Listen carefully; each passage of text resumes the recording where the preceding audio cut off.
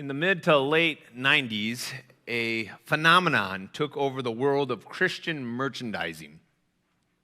And it all started with some bracelets that said WWJD. Now, I'm guessing you know what those initials stand for. Most people who've been involved in church have encountered them.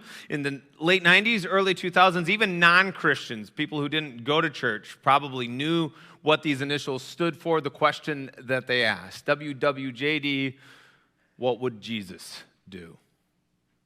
Now, the story behind those bracelets and those initials is rather an interesting one, and actually kind of a controversial one as well. The story actually begins in the 1890s in Topeka, Kansas.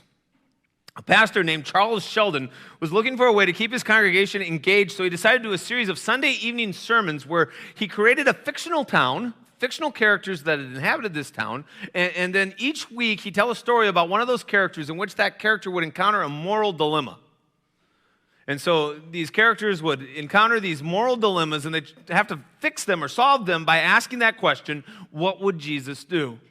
And Sheldon was rather clever. He wrote the stories each Sunday evening so that each Sunday evening ended on a cliffhanger. So if people wanted to know how the story ended, they had to come back the next week, and they'd keep going. And his magazine, his denomination's magazine, Congregationalist magazine, the sermons were so popular, they printed the sermons as sort of a serial month after month. And shortly after that, they decided to compile them and put them together in a book, which they published, which they called In His Steps, What Would Jesus Do?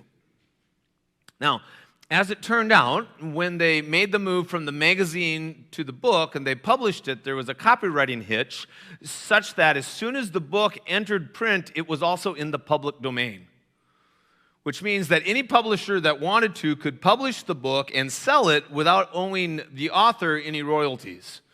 And so this book is, by most accounts, one of the best-selling books in the history of publication. Last I saw, somewhere around 30 million copies, making it top 10 all time. And yet, during the 50 years of Sheldon's life, from the time he published it to the time he died, he made less than $10,000 from this book.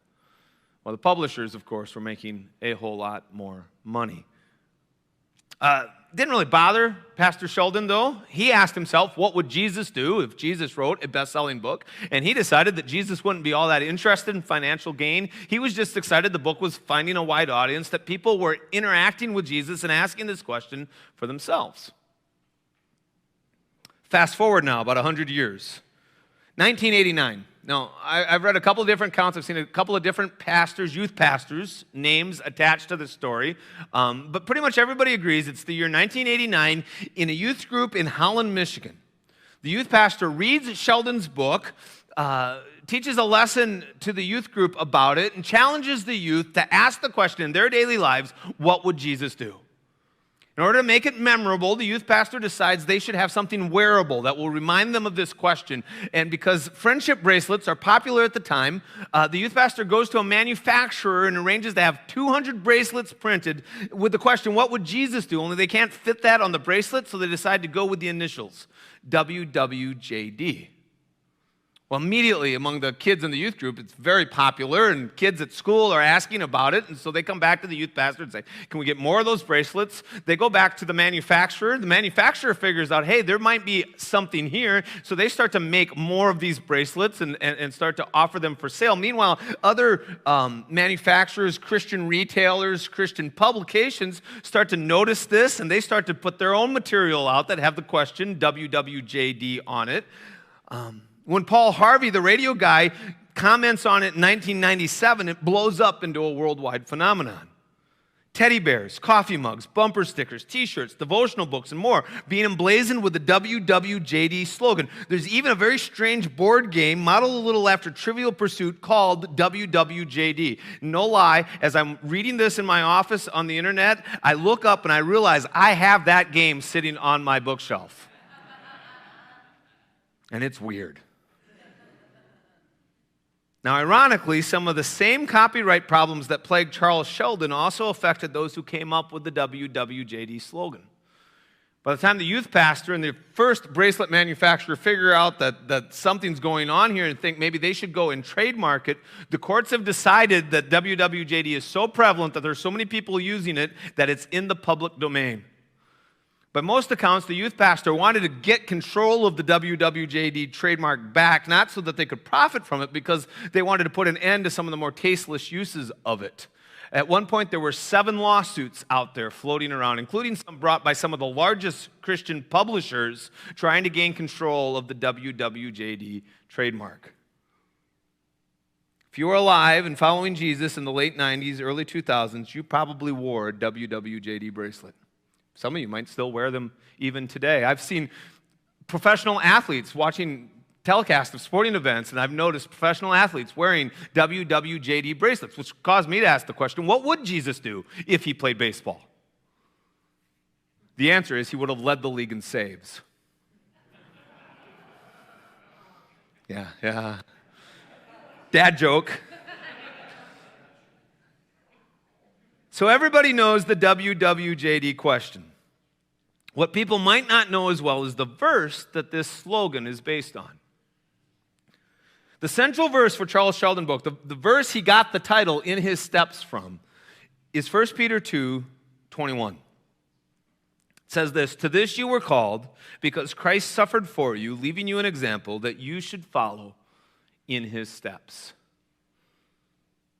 So you can see how the question, what would Jesus do, comes out of this verse. Christ left us an example. He's our model. He's the one we should imitate, so we're supposed to follow in his steps. Whatever situations we find ourselves in, whenever we're faced with a tough decision, we should ask ourselves, well, what would Jesus do? And then we should act accordingly.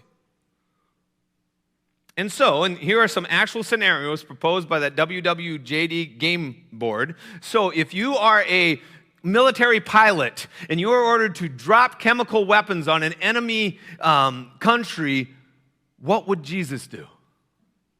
Or if you grow up, you're a young adult, and you suddenly discover that you were adopted as a child and nobody ever told you, you're supposed to ask yourself, what would Jesus do? Or if you're dating somebody you really, really like, but you can't stand that person's parents, ask yourself, what would Jesus do?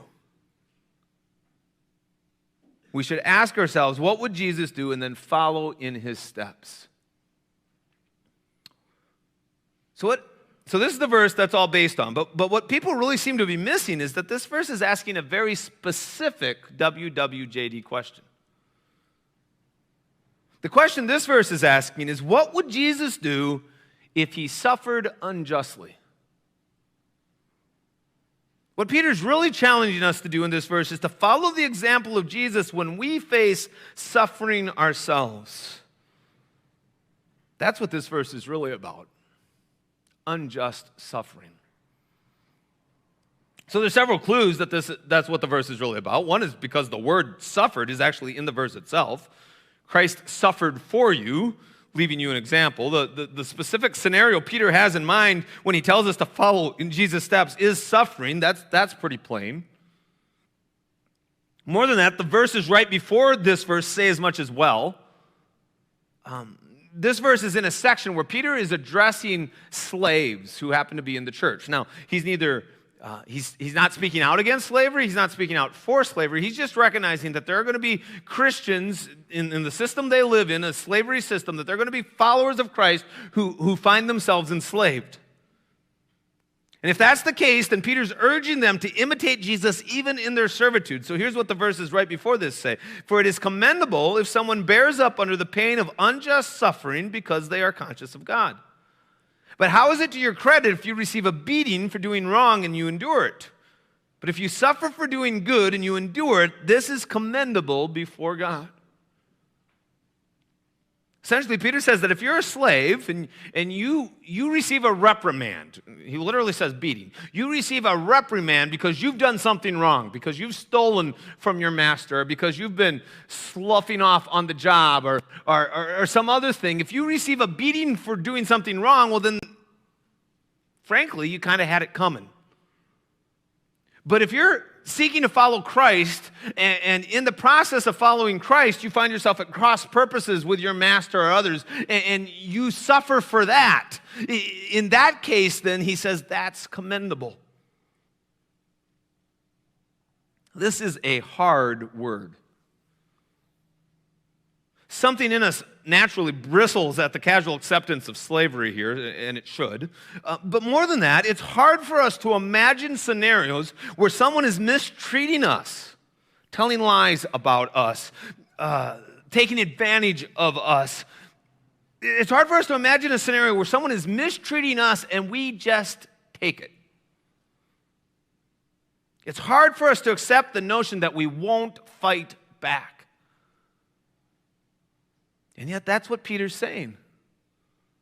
In the end of verse 20, into verse 21 again. But if you suffer for doing good and you endure it, that's commendable before God. To this you were called, because Christ suffered for you, leaving you an example that you should follow in his steps. If you suffer for doing good and you endure it, to this you were called. Part of our calling as Christians is that there are going to be times where we are going to suffer for doing the right thing.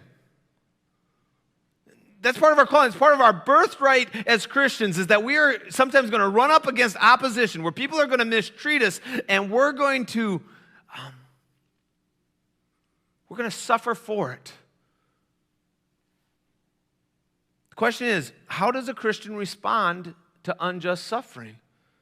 And the answer is we should do what Jesus did. It becomes even clearer in the rest of the passage, verses 22 through 25. Here's what Jesus did. He committed no sin. No deceit was found in his mouth.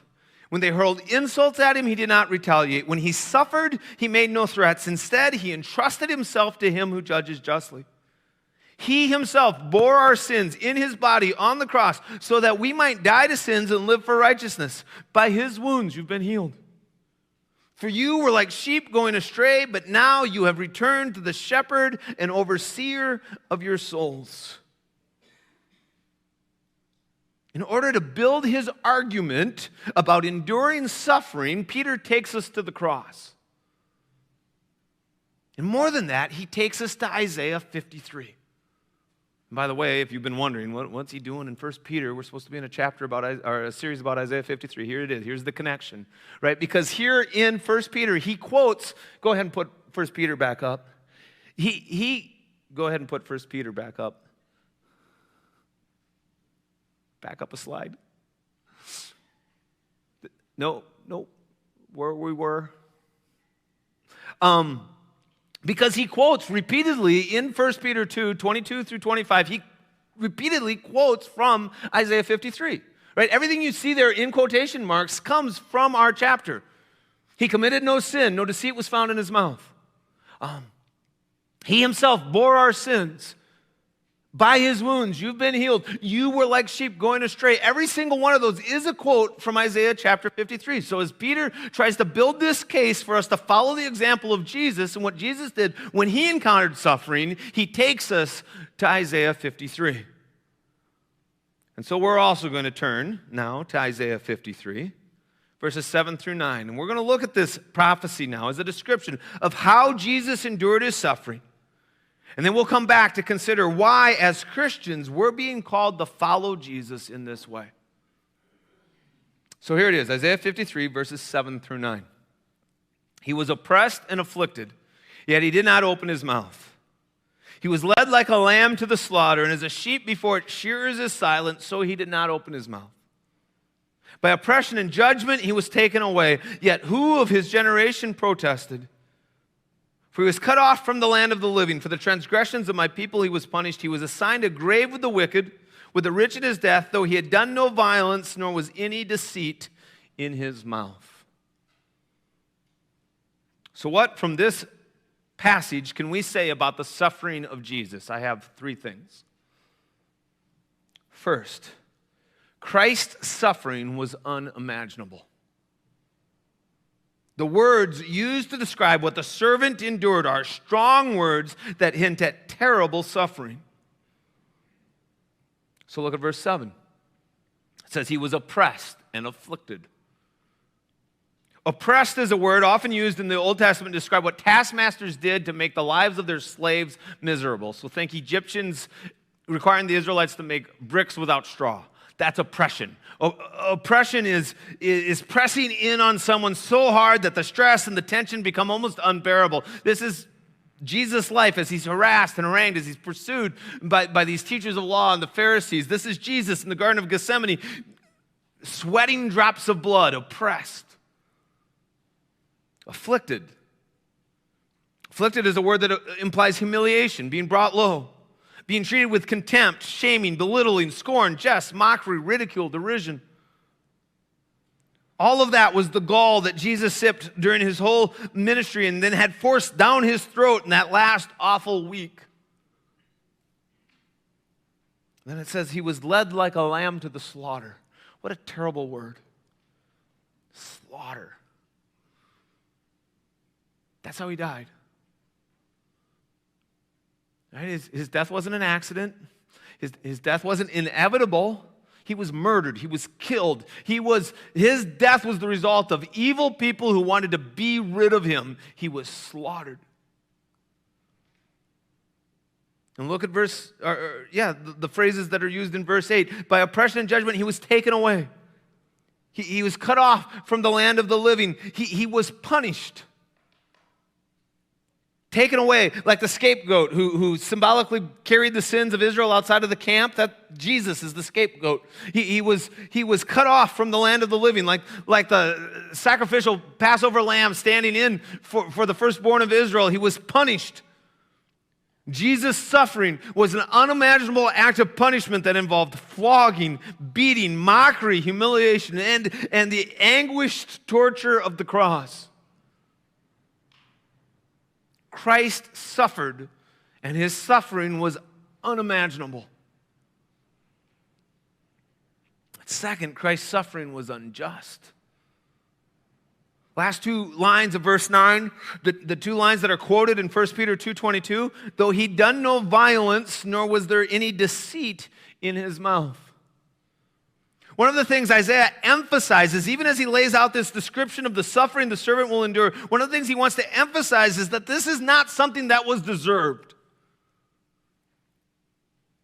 This punishment that the servant experienced, it was not justified.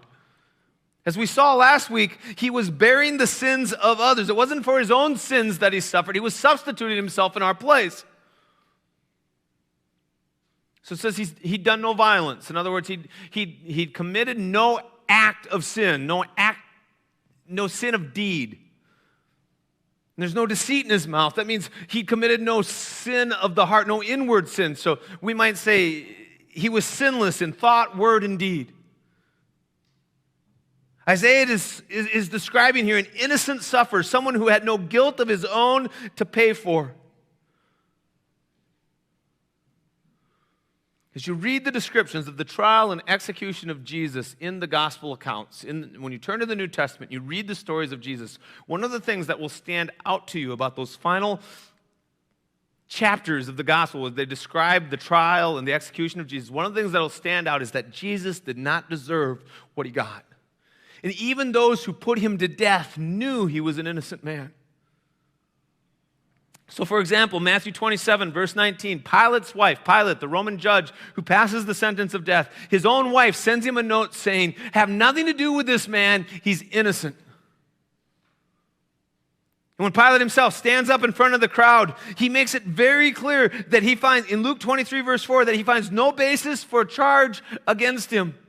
Very famously, Pilate, when he finally does hand Jesus over to the crowds to be crucified, he washes his hand. He makes a public display of washing his own hands of the entire mess because he knows this is a miscarriage of justice. Likewise, Luke 23:47 tells us that when Jesus died, the soldier in charge of his crucifixion stood at the base of his cross and said, truly, this was a righteous man. The story is told so that we'll understand that what's happening to Jesus is not what he deserves. And more than that, Christians believe not just that Jesus didn't deserve to die, but we believe that of all the people who've ever lived, that Jesus alone lived a truly sinless life. The author of Hebrews, later in the New Testament, especially reflects on this truth. Hebrews 4, verse 15. For we do not have a high priest who's unable to empathize with our weaknesses, but we have one who's been tempted in every way just as we are, yet he did not sin. couple chapters later, such a high priest truly meets our need, one who is holy, blameless, pure, set apart from sinners, exalted above the heavens. So Isaiah predicts that the servant's suffering will be unimaginable and it will be unjust. And in the life of Jesus, we see both of these things happening. Which leads to my third observation from the text. Christ bore his suffering silently. So what would Jesus do? Right? That's the question. What would Jesus do in the midst of undeserved suffering? Well, look at the text, Isaiah 53:7. He was oppressed and afflicted, yet he did not open his mouth. He was led like a lamb to the slaughter, and as a sheep before its shearers is silent, so he did not open his mouth.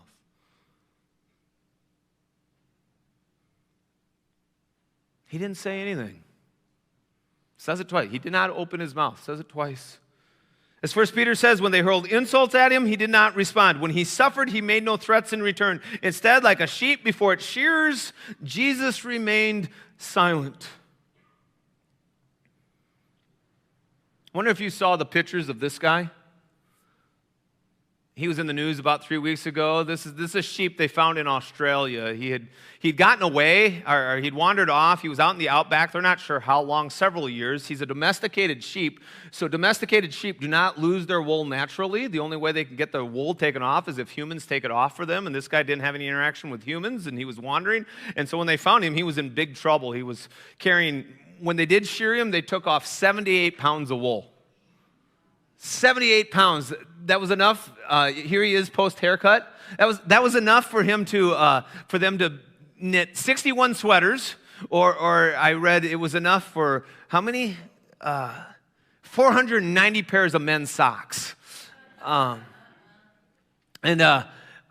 This was in the news about 3 weeks ago. That was the week Beth was going to preach, and she had the line, "We all like sheep have gone astray." So I'm like, "Hey, did you see this news story? You can use this in your sermon." She's like, "Nah, my sermon's done. I'm good." I'm like, "Okay, I'm going to use it then." So I don't know a lot about sheep shearing. So I went to Google. I just typed that in, and I said, "Are sheep really silent when they're sheared?"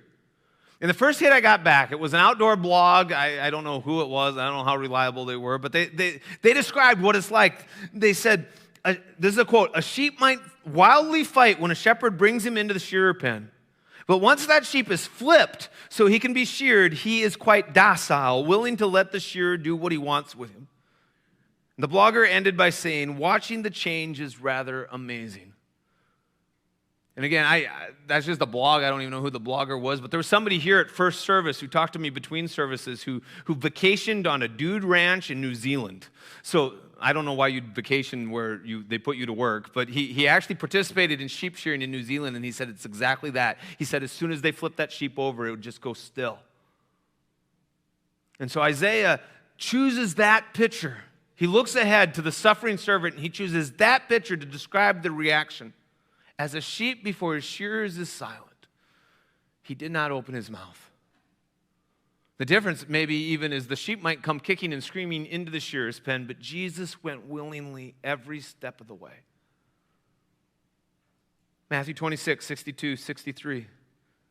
Then the high priest stood up and said to Jesus, "Are you not going to answer? What is this testimony that these men are bringing against you?"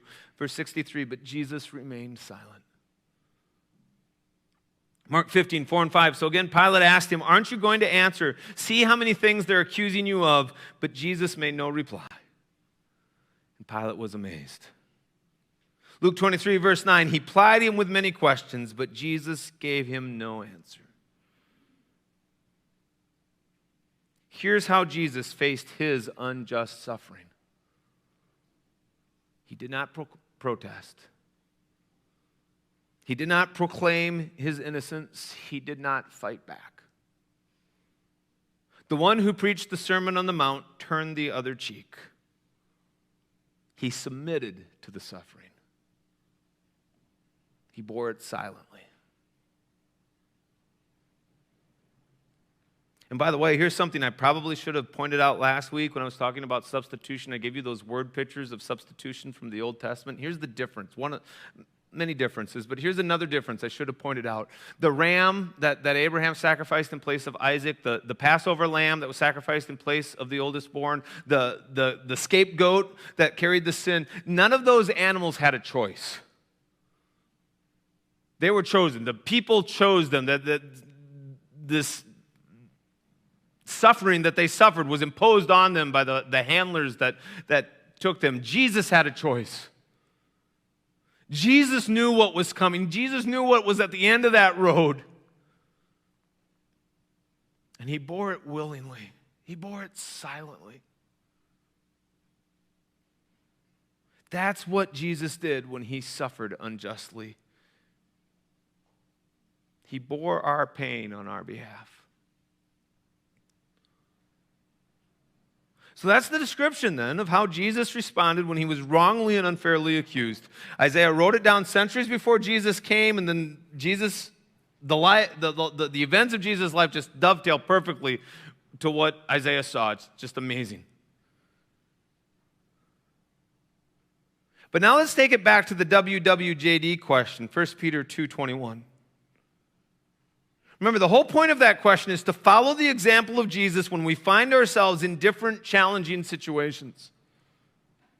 And the challenging situation Peter specifically has in mind here is when we face unjust suffering.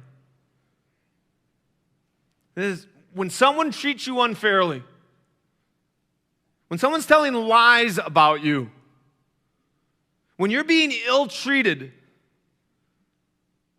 And Peter challenges us in that moment to follow the example of Jesus even then. Especially then. To this you were called because Christ suffered for you, leaving you an example that you should follow in his steps. As I said earlier, this is a hard word. Because when you're being mistreated, you want to defend yourself. When lies are being told about you, you want to set the record straight. And yet here we're being told, if someone slaps you on the right cheek, turn to them the left one also. It's a hard word. Maybe one of the hardest aspects of living the Christian life there is. So why? Why does Peter say that? Why does Peter want us to follow Christ's example even in suffering? How does this kind of life show and glorify God? I have 4 things as we finish. Number 1, facing unjust suffering in this way goes against our fallen nature, thus revealing that a power outside of us is at work. What Jesus did does not come natural to us. The idea of humbly and meekly and silently accepting such an incredible miscarriage of justice is utterly contrary to our fallen nature. In fact, I'd guess dozens of us are just sort of inwardly kind of rebelling against the very notion of what this passage is saying here. Because by nature, we hate to give the impression of being weak. We hate to look like someone got the better of us. We hate to let false accusations against us stand unchallenged. We hate it when unreasonable and abusive people seem to get the final say. Tremendous powers within us recoil and push towards retaliation. So what Peter calls us to here is utterly contrary to our fallen human nature, which means if we truly do follow Jesus' example in this, if we truly bear up under unjust suffering without escalating the conflict, then that's strong evidence that there's something more than our nature at work. That there's a power greater than us, outside of us, working within us, that the power of God has made a difference in our lives. Second, facing unjust suffering in this way shows that we're entrusting the outcome to the one who judges justly. 1 Peter 2:23 describes what Jesus did. When they hurled their insults at him, he did not retaliate. When he suffered, he made no threats. Instead, he entrusted himself to the one who judges justly. Here's one of the most important keys to how patience, endurance of suffering shows and glorifies God. When we endure unjust suffering, we're not saying that justice doesn't matter. We're not saying that this evil that's being perpetrated against us is okay. We're not saying that it's wrong. But we are saying that God is the final judge, that we trust Him to settle accounts someday. Those who hurt us are not going to get the final say. God gets the final say. So Peter is echoing the teaching of Paul from Romans 12 here. Do not take revenge, my friends, but leave room for God's wrath. For it's written, it's mine to avenge. I will repay, says the Lord. So to live like this is to say, well, I entrust my situation. I entrust this situation. I entrust my accuser. I entrust my need for justice. I leave it in God's hands. I hand it all over to Him. Our compliance is not an indifference to justice. It's a way of saying that the safest place for retaliatory justice is in God's hands and not mine. So that part of me that cries out that I deserve something better than this, I give that over to God. If we're going to be vindicated, it'll be God who vindicates us. Third, facing unjust suffering in this way models Jesus, making Jesus and His suffering real to others. When Christians respond to unjust suffering differently than everyone else in the world would naturally respond, it gets noticed. Because this is not the way others would respond. It's not natural, and thus it forces people to consider the one in whose steps we are following. Enduring unjust suffering patiently shows God because it makes the suffering of Christ real to people. People can see in us that this is the way Jesus was, this is the way Jesus lived. And so when they see us turning the other cheek, when they see us putting aside our need to make things even, they have to ask questions about the one we claim to follow. And then fourth, finally, facing unjust suffering in this way reveals what it is that we hold as our greatest treasure.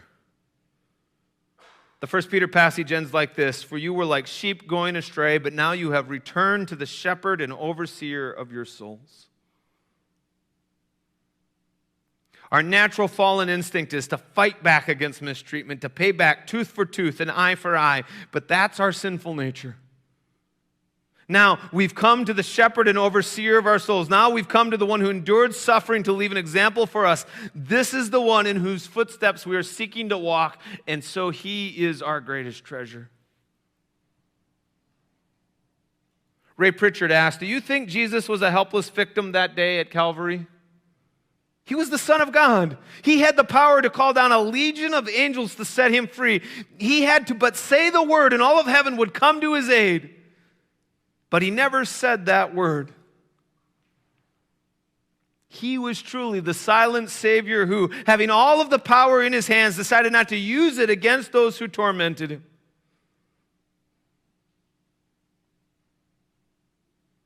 When we ask ourselves, what would Jesus do? We need to remember that that question includes, in fact, it's especially about what would Jesus do when others were treating Him poorly? How do I show Jesus even when I suffer? It's not an easy word. But when we can follow His example in this, we show that He truly is our greatest treasure. Let's pray.